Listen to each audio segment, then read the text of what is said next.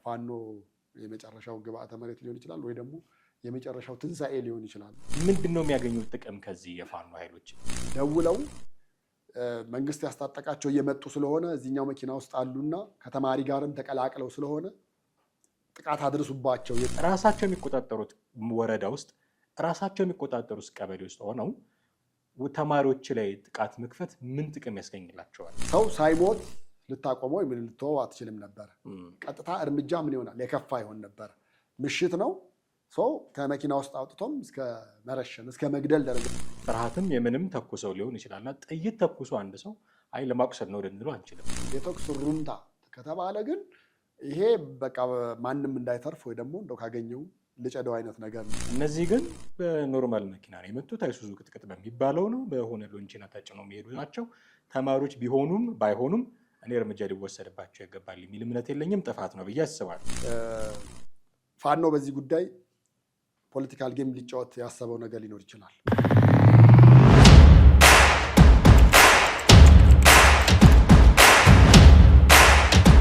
ሰላም እንዴት አላችሁ ውድ ቤተሰቦቻችን? ይህ ዘኢትዮጵያ ነው። ቴዎድሮስ ካሳና ማደገፋ በወቅታዊ ፕሮግራም ወደ እናንተ መጥተናል። ከሰሞኑ ምስራቅ ጎጃም ዞን አማራ ክልል ውስጥ ያለ በምስራቅ ጎጃም ዞን የሚገኙ ፋኖች ራሳቸው በሚቆጣጠሯቸው ወረዳዎች አካባቢ የ12ኛ ክፍል ተማሪዎች ላይ ተኩስ ከፈቱ የሚል አስደንጋጭ መረጃ ሰምተን ነበር። ይህን መረጃ ጥቂት ለማየት ወደን ነው። እንዴት ይታያል መረጃው? በሚቆጣጠሯቸው አካባቢዎች እንዲህ አይነት እርምጃ መውሰዳቸው አንድምታዎቹ ምንድን ናቸው የሚሉ ጉዳዮችን እናነሳለን። እኔና ቴዎድሮስ ካሳ ከእናንተ ጋር ቆይታ እናደርጋለን። እናንተም እስከ ፕሮግራማችን ፍጻሜ ድረስ አብራችሁን ትቆዩ ዘንድ የአክብሮት ግብዣችን ነው። ከኛ ጋር ሆኑ። እንዴት አለህ ቴዲ? እንዴት ነው? አለን እግዚአብሔር ይመስገን። ለማንሳት እንደሞከርኩት በመግቢያዬ ላይ ምስራቅ ጎጃም ዞን ውስጥ ነው ይሄ ችግር የተፈጠረው። ቢቡኝ የሚባል ወረዳ ቢቡኝ ወረዳ እንግዲህ 19 ቀበሌዎች እንዳሉት ቢቢሲ አማርኛ ላይ የወረዳው የዛ የቢቡኝ ወረዳ የሚባለው አካባቢ አመራሮች ሲናገሩ ነበር። 19 ቀበሌዎች አሉ። ከነዚህ ቀበሌዎች ውስጥ በመንግስት ቁጥጥር ውስጥ የሚገኙት 6ቱ ብቻ ናቸው። 13ቱን ቀበሌዎች ሌሎች ታጣቂዎች ናቸው የተቆጣጠሩት። ፋኖ ማለት ነው። ሌላ ታጣቂ ስለማላቅ ማለት ነው። ፋኖ ነው የተቆጣጠረው። እነሱ በተቆጣጠሩት ቢቡኝ ወረዳ ውስጥ እና በተወሰኑ ቀበሌዎች ውስጥ እንዲህ አይነት ሰፊ ቁጥጥር ባላቸው አካባቢ የ12ኛ ክፍል ተማሪዎች ፈተና ተፈትነው ሲመለሱ ነው ይሄ ጥቃት የደረሰባቸው። እና ተማሪዎች ላይ ጥቃት ማድረስ ምን ይጠቅመዋል? ፋኖ ከዚህ በፊት እንደምታውቀው መምህራንን ያስገድሉ ነበረ። ትምህርት ቤት እንዳይከፈት ብለው አዋጅ ያወጁ ነበረ። በጣም በብዙ ሚሊዮን የሚቆጠሩ ተማሪዎች ትምህርት ገበታቸው ላይ አልተገኙም ተብሎ በብዛት ይነገር ነበር። አሁን ደግሞ ትምህርት ተፈትነው 12ኛ ክፍል ተፈትነው ሲመለሱ ነው ይህን ጥቃት የከፈቱት። ደግነቱ የሞተ ሰው ያለ አልመሰለኝም። 5 ሰዎች ላይ 40 ምናምን ተማሪዎች የተሳፈሩበት መኪና ነበር፣ አይሱዙ ቅጥቅጥ የሚባለው እና 5 ተማሪዎች ጉዳት አግኝተዋል። 2ቱ ደግሞ ከፍተኛ ጉዳት ነው የደረሰባቸው። ምንድን ነው የሚያገኙት ጥቅም ከዚህ የፋኖ ኃይሎች? ራሳቸው የሚቆጣጠሩት ወረዳ ውስጥ ራሳቸው የሚቆጣጠሩት ቀበሌ ውስጥ ሆነው ተማሪዎች ላይ ጥቃት መክፈት ምን ጥቅም ያስገኝላቸዋል? እኔ ይህንን ዜና ሳነባው መጀመሪያ ወደ አይምሮ የመጣው ይሄ ነገር ሆነ ተብሎ ነው ወይስ በስህተት የተፈጸመ ነው የሚል ነገር ነው። ምክንያቱም እንደዚህ ያለ ነገሮች ሲመጡ ቀጥታ አዎ ተፈጽሟል፣ ትክክለኛ ነው፣ ጥቃቱ ተፈጽሟል፣ ግን የተፈጸመው ኢንቴንሽናሊ ነው ብለህ ሆነ ተብሎ ተቅዶ ታስቦ የተደረገ ነው ምናምን ብለህ የሚለውን ታስባለህ። በሌላ ሳይድ ደግሞ ይሄ ነገር በስህተት ይሆናል። አሁን በስህተት ይሆናል የሚለውን እንዳስብ ያደረገኝ ምንድነው? አንደኛ የሰዓቱ ጉዳይ ወደ ምሽት 12 ሰዓት አካባቢ ነው የሚለው። በዛ ሰዓት ላይ እዛ አካባቢ ያለው የአማራ ታጣቂ ፋኖ ምናልባት ሌላ ኃይል መጣብኝ ብሎ ነው ወይ ደግሞ ተማሪዎች እንደሆኑ መረጃው አልነበረውም፣ ወይ በመካከላቸው የመረጃ ስህተት ነበረ፣ ወይ ደግሞ ከዚህኛው ጎን ሆነው ደውለው መንግስት ያስታጠቃቸው እየመጡ ስለሆነ እዚህኛው መኪና ውስጥ አሉና ከተማሪ ጋርም ተቀላቅለው ስለሆነ ጥቃት አድርሱባቸው የሚል መረጃ ደርሷቸው ሊሆን ይችላል የሚለውን ነገርም በአንድ በኩል አሰብኩኝ። በሌላ በኩል ደግሞ ይሄ ነገር ለምሳሌ ሆነ ተብሎ የተፈጸመ ቢሆን አንድ ሰው አልሞተም ብለዋል አይደለም? ጥቃት የማድረሱ ዓላማው ምንድን ነው? በቃ ለምሳሌ መንግስት ታጣቂዎች ናቸው ተብሎ ከታሰበ፣ ሰላዮች ናቸው ተብሎ ከታሰበ፣ ወይ ደግሞ ሌላ የጠላት ኃይል ነው ብለህ ካሰብክ ሰው ሳይሞት ልታቆመው ወይም ልትተወው አትችልም ነበር። ቀጥታ እርምጃ ምን ይሆናል? የከፋ ይሆን ነበር። ምሽት ነው፣ ሰው ከመኪና ውስጥ አውጥቶም እስከ መረሸን እስከ መግደል ደረጃ ያደርስ ነበረ። ግን ምናልባት ይሄ ነገር በመረጃ ስህተቶች የመጡ ሊሆኑ ይችላሉ ብዬ ነው የማስበው። ከዚህ በፊት እንደነበረው እንዳትማሩ፣ በዚህ አካባቢ እንዳታልፉ፣ ለምርጫ እንዳትወጡ አይነት መግለጫ በዛ አካባቢ ተሰጥቶ ቢሆንና ያን ነገር ልጆቹ ጥሰው ራሳቸውን ለአደጋ አጋልጠው ሄደው ከሆነ ውጤቱ በዚህ ብቻ ያበቃል ብዬ አላምንም። እስከ መግደል እስከ መረሸን ሊያደርስ ይችላል። እንደውም እዛ በሆስፒታል ስለተረፉ ነው እንጂ ከተኮሱ ለመግደል የተኮሱት እኮ አይደለም። ተኩስ ጥይት ሩምታ ከፍተህ የተጎዱ ሰዎች ብቻ ስለታየ አይ እነዚህ ሰዎች ለመግደል አይደለም የተኮሱት ሊባል አይችልም።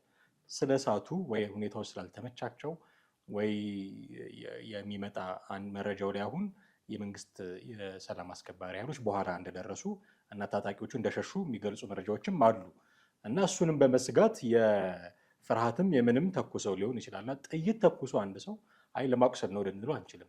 ከተኮሰ ለመግደል ነው የሚተኩስ። አይ ሞክርና እኮ አንዳንዴ ምን ያደርጋል መሰለህ ሲስት በስህተት ነው ሊል ይችላል። እንደዚህ ያለ ነገሮች አሉ። ያው ጀስት ወታደራዊ አካባቢ ማለት ነው። ተኩሰዋል፣ ይሄ የማይካደው ነገር ነው። የተኮሱት ታጣቂዎች ናቸው። የተኩሱ ሩምታ ነው። ግን አሁን የተኩስ ሩምታ አይነት ነገር ሲሆን ምን ይሆናል መሰለህ የጨነቀለት አይነት ነገር ማለት ነው። በቃ ያገኘውን ላግኝ፣ ያጨድኩትን ልጨድ፣ የገደልኩትን ልግደል አይነት ሙከራ እንደሆነ ከሙከራው ማየት ትችላለህ። ምክንያቱም ዝም ብሎ አንድ ሁለት ጥይት ምናምን ነገር ቢሆን ወይ ቁም ስለው እምቢ አለ ወይ ደግሞ ደንግጠው እንዲቆሙ ነው ምናምን ነገር ከዛ በኋላ ያለውን ነገር ቼክ ላደርግ ነው። የተኩስ ሩምታ ከተባለ ግን ይሄ በቃ ማንም እንዳይተርፍ ወይ ደግሞ እንደው ካገኘው ልጨደው አይነት ነገር ነው። ግን ደግሞ እዛው ራሳቸው እንግዲህ በብዛት የሚንቀሳቀሱበት የራሳቸው አካባቢ ነው የተባለው። ከዛ በፊትም ቅድም እንዳነሳሁትም አልተከለከለም በዛ አካባቢ መንቀሳቀስ ማለት ያው አንዳንድ መንግስት እያለ መንግስት እንሆን የሚሉ አሉ አይደል? ፋኖም ያን አይነት ነገር ነው በዛ አካባቢ አክት የሚያደርገው እንቅስቃሴው በሙሉ። ምናልባት ይሄ ነገር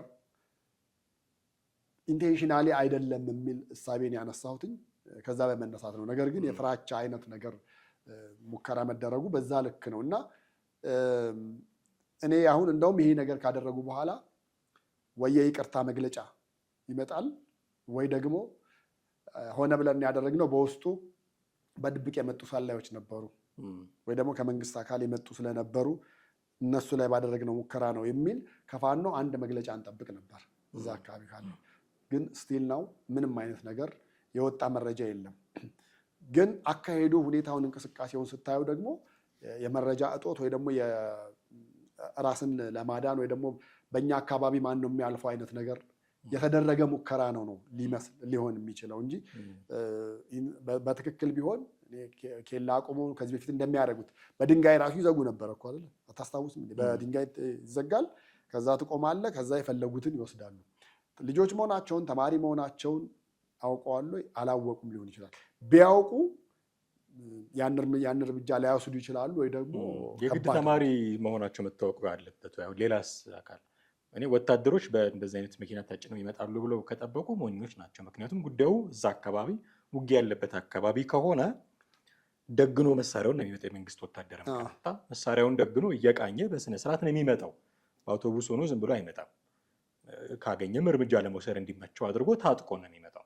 እነዚህ ግን በኖርማል መኪና ነው የመጡት። አይሱዙ ቅጥቅጥ በሚባለው ነው በሆነ ሎንቺና ታጭነው የሚሄዱ ናቸው። ተማሪዎች ቢሆኑም ባይሆኑም እኔ እርምጃ ሊወሰድባቸው ይገባል የሚል እምነት የለኝም። ጥፋት ነው ብዬ አስባለሁ። የወረዳው አመራሮች ግን አንድ መረጃ ሰጥተው ነበረ። ሲሄዱ ለፈተና ሲሄዱ በእጀባ ነበር የሄዱት። በመንግስት ወታደሮች እጀባ ነበር የሄዱት። ሲመለሱ ግን እጀባው አልነበረም። ለምን የሚል ጥያቄውን ማንሳት አለብህ። ቦታው ፋኖች የሚቆጣጠሩት ነው ብለህ ካልክ፣ ሲሄዱ በእጀባ የሚሄዱ ካልክ፣ ከዚህ በፊት ደግሞ የተኩስ ነበረ ቦታው ላይ ተደጋጋሚ ተኩሶች ነበሩ ብለው መረጃ ሰጥተዋል። እነዚህ ሶስት ሁኔታዎች ካገናዘብክ ሲመለሱም በእጀባ መመለስ ነበረባቸው። ምክንያቱም መጀመሪያ በእጀባ የወሰድካቸው ስጋት ስላለህ ጥቃት ሊደርስባቸው ይችላል ብለህ ስለሰጋህ ነው። አካባቢው ላይ ታጣቂዎች አሉ ብለህ ስለሰጋህ ነው። ሲመለሱ ደግሞ እንዳልከው በዛ ሰዓት ደግሞ ከሆነ ለጥቃትም ምቹ ነው። እንኳን በጦርነት ጊዜ በሰላምም ጊዜ ለጥቃት ምቹ ሊሆን ይችላል። አንዳንድ ሽፍታዎች ምናምን ሊኖሩ ይችላሉ። ስለዚህ ለምንድን ነው የመንግስት የጸጥታ ኃይሎች እጀባ ያላደረጉት ሲመለሱ የሚል እኔ የቸልተኝነት ጥያቄ ማንሳት እፈልጋለሁ። ዝም ብሎ መረጃ መስጠት ብቻ ሳይሆን የወረዱ አመራሮች በራሳቸው ይህንን ማስፈጸም መቻል ነበረባቸው። ሲሄዱ በእጀባ ከሄዱ ስጋት አለ ማለት ነው። ሲመለሱ ለምንድን ነው በእጀባ የማይመለሱት? እነዚህን ሰዎች እኮ በማጥቃት ፖለቲካ መስራት የሚፈልጉ ሰዎች አሉ። ጦርነቱን አሁን ውጊያ ላይ ሆነው ተባራሪ ጥይት አግኝቷቸው ምናምን ቢሆን ውጊያ መሀል ነው ምናምን ብለህ ኤክስኪውዝ ታደርጋለህ። ራሳቸው የሚቆጣጠሩት ቦታ ላይ አሁን አንድም ጥቃቱን ለምን አደረጉት ብለህ ስታስብ ራሳቸው የሚቆጣጠሩት ቦታ ላይ ይህንን ጥቃት ማድረስ ጉዳዩን ሴል ለማድረግ ይመቻቸዋል። አሁን እንዲህ አይነት ጥቃት ተፈጸመ ተብሎ ትኩረት ለማግኘትም ሊጠቀሙበት ይችላሉ። የሰብአዊ መብት ተሟጋች ድርጅቶች ትኩረት ሊያደርጉ ይችላሉ እዛ አካባቢ። ስለዚህ የፋኖ እንቅስቃሴ ትንሽ ጠንከር እያለውን የሚል መረጃ በዓለም መድረክ መንዛት ይፈልጋሉ። ይሄንን ፖለቲካ መስራት ይፈልጋሉ እነዚህ ሰዎች። ይህን ስጋት እንዳለም ደግሞ ያውቃሉ የወረዱ አመራሮች፣ የጸጥታ አካላት ያውቃሉ። አጅበው ነው የወሰዷቸው። ሲመልሷቸው ለምንድን ነው አጅበው ያልወሰዷቸው? ኦፍኮርስ ፋኖ ጥፋተኛ ነው፣ መተኮስ አልነበረበትም። ግን በቸልተኝነት ደግሞ የወረዱ አመራሮችም እዛ አካባቢ ያሉ የጸጥታ ኃይሎችም መጠየቅ አለባቸው ብዬ አስባለሁ። እኔ እንደውም እሱን አሁን የእጀባውን ነገር ካነሳ ምንድን ነው የሚታየኝ፣ ፋኖ በዚህ ጉዳይ ፖለቲካል ጌም ሊጫወት ያሰበው ነገር ሊኖር ይችላል። በዚህ ሁኔታም ያው ከመንግስትም ኃይል በለው ከፋኖም ኃይል ብለህ በለው ማንም አሸናፊ ሊሆን አይችልም። ግን የተጎዱት ተማሪዎቹ ናቸው። ነገር ግን ፋኖ አሁን ነገ ጧት መግለጫ ሲያወጣ ምን ብሎ ይመጣልሃል? መጀመሪያ በእጀባ ወሰዷቸው፣ ከዛ በኋላ ሲመለሱ ደግሞ ራሳቸው ጥቃት ሊፈጽሙባቸው ስለፈለጉ አለጀባ እንዲሄዱ አደረጓቸው የሚል ይቺን አንቀጽ ይቺን ንግግሬን እዛ የነሱ መግለጫ ውስጥ ልትሰማው ትችላለህ። ምክንያቱም ጌም ነው በቃ ይሄ ምንም አልክ ምንም በግራም በቀኝ ብታስበው።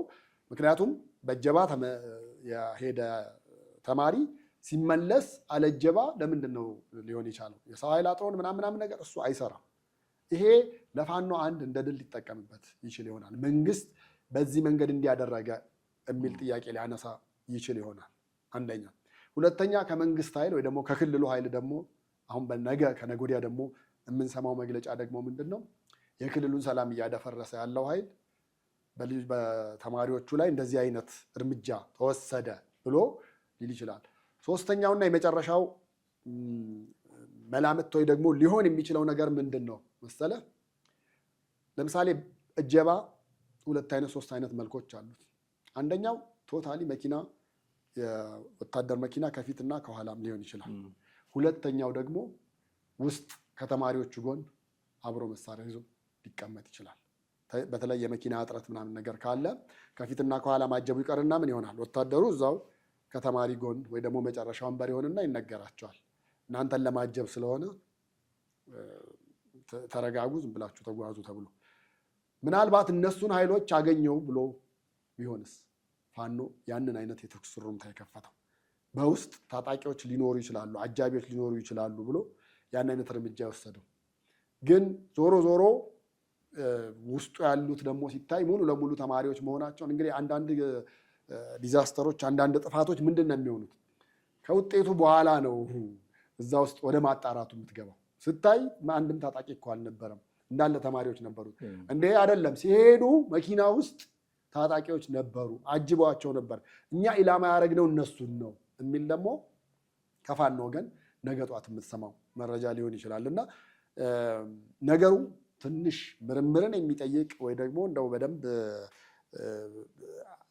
ማሰላሰልን የሚጠይቅ አይነት ነገር ቢሆንም ዞሮ ዞሮ ግን ከነዚህ መላምቶች ውጭ ይሆናል የሚል ሀሳብም ግምትም የለኝም። በእነዚህ ውስጥ አንዱን ነገር ነገ ጧት ወይ ደግሞ ዛሬ ከሰዓት ልንሰማው እንችላለን በእርግጠኝነት። እዛው ጎጃም ውስጥ በተለይ ደጋዳሞት እንደዚህ የሚባሉ አካባቢ ሰሞኑን ከፍተኛ ውጊያዎች ነበሩ። እነ ጀነራል መሐመድ ተሰማ ፋኖን ልኩን ያስገብተናል የሚል መረጃ ሲሰጡ ሰምተናል። ፋኖችም የማረክናቸው አሉ እንደዚህ እያሉ መረጃ ሲያጋሩ ሰምተናል። የትኛው ትክክል እንደሆነ ብታጋራኝ ደስ ይለኛል። ትልቁ ጥያቄ ግን ራሱ የሚቆጣጠረው አካባቢ ላይ ፋኖ እንዲህ ጥቃት የሚከፍት ከሆነ መላ ሀገሪቷን ቢቆጣጠር ምንድን ነው የሚያደርገን ብዬ ሰቀወኝ።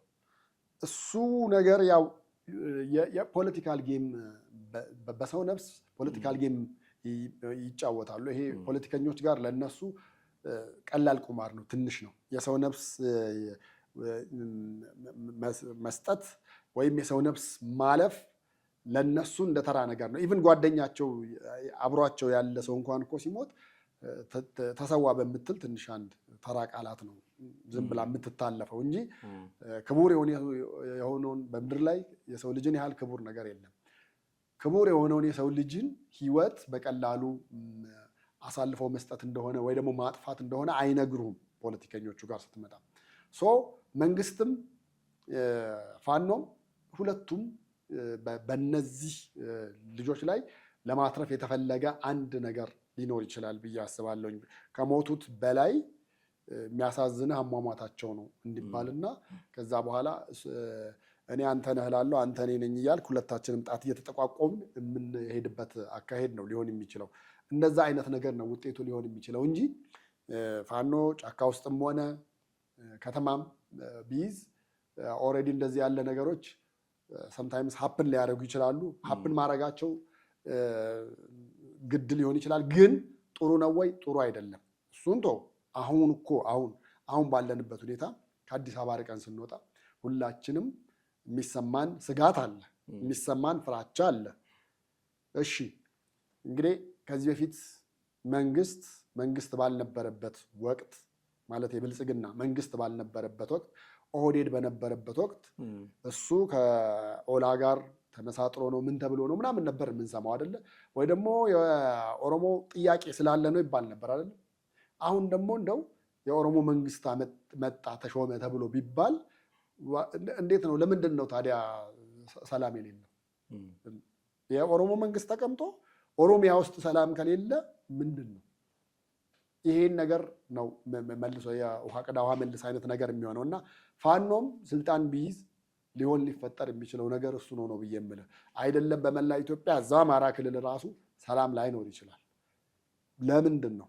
አሁን ባለው ኮንዲሽንም ፋኖ ውስጥ ያሉ መከፋፈሎችን አይተናል። ፋኖ ውስጥ ያሉ የእርስ በርስ መገዳደሎችን አላየንም እንዴ? አይተናል አይደል እንዴ? ያ ነገር ከየት ነው የመጣው? ስልጣን ቢይዙ ውስጥ ይሄ ነገር ይቀራል? አይቀርም።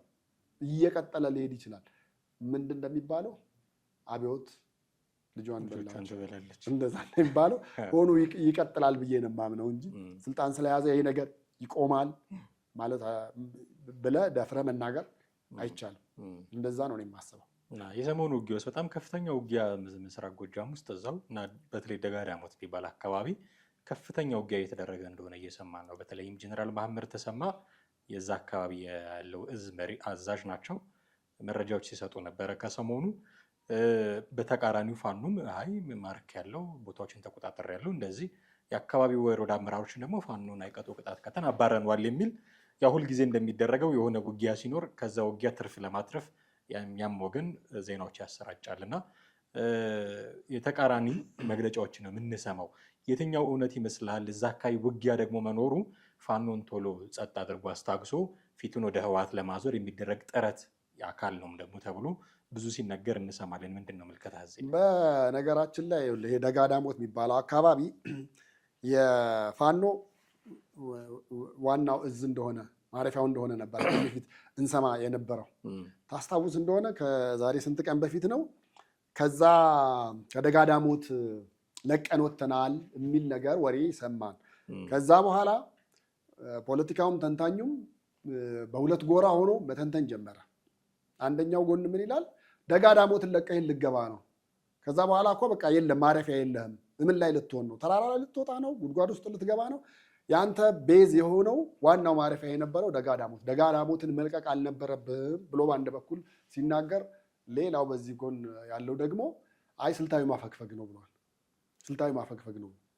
አሁን እዛ አካባቢ የተመደበው የጸጥታ ኃይል በተለይ የመንግስት የጸጥታ ኃይልን ነው የምልህ የጸጥታ ኃይል ደጋዳሞት ላይ ያለውን ፋኖ ጸጥ ማድረግ ከቻላችሁ ከዛ በኋላ ለሌላው ችግር የለም፣ ጣጣ የለውም፣ ወይ ደግሞ ቀላል ነው የሚሆነው።